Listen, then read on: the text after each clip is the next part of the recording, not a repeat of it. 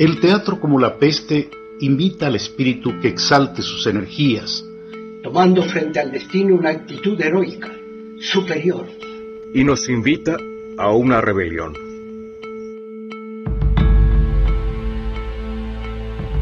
Esta crisis nos invita a reflexionar, nos obliga a reaccionar. A buscar el significado y el valor de la espera. Lejos de los encuentros. Pero también es un reencuentro de lo humano, de los seres humanos. Es una oportunidad para cuestionar, para proponer, para actuar. La COVID-19 evidenció el virus más arraigado y más peligroso que afecta al país. El desmantelamiento de la salud pública, la educación, la cultura. Desnuda la realidad de un país con profunda desigualdad social. Con un modelo de exclusión, acompañado de una cultura corrupta, clientelar y prebendaria. Campesinos e indígenas son despojados de sus tierras, de sus raíces.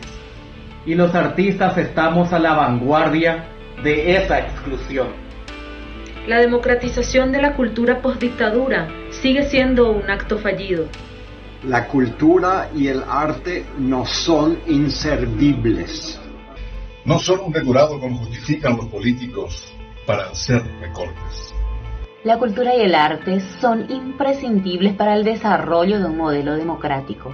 Para lograr una real participación y el bienestar de los ciudadanos. Solamente este año la Secretaría Nacional de Cultura tuvo un recorte de más de 3.000 millones de guaraníes.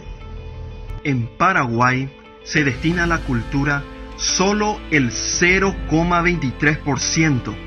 Cuando en realidad debería de ser el 1% de todo el presupuesto.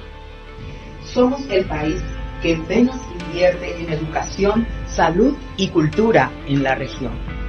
La precariedad de las políticas culturales, la falta de creación de empleos y la falta de apoyo del sector privado.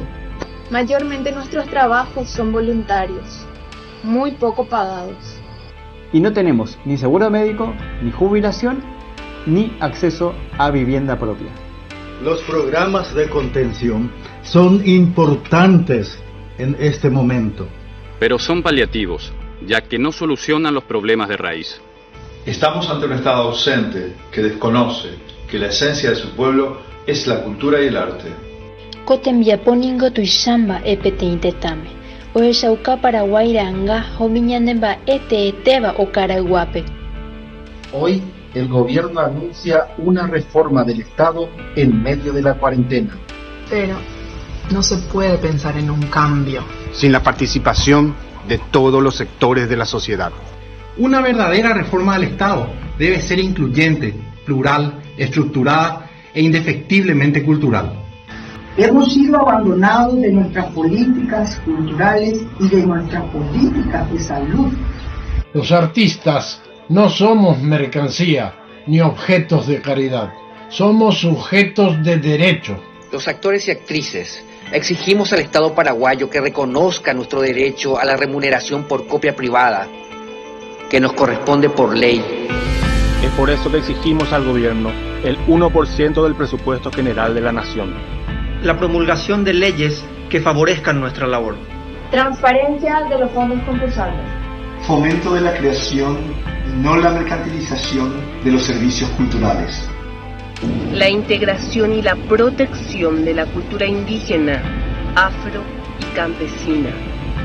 Porque estamos seguros que un nuevo tiempo se aproxima y necesitamos trabajar por ese Paraguay que soñamos. Necesitamos trabajar por un país donde seamos socialmente iguales, pero humanamente diferentes. Y que los artistas podamos seguir creando y desarrollando producciones que enaltezcan y reflejen la rica diversidad de este país y su gente. Y que pronto se reabra el telón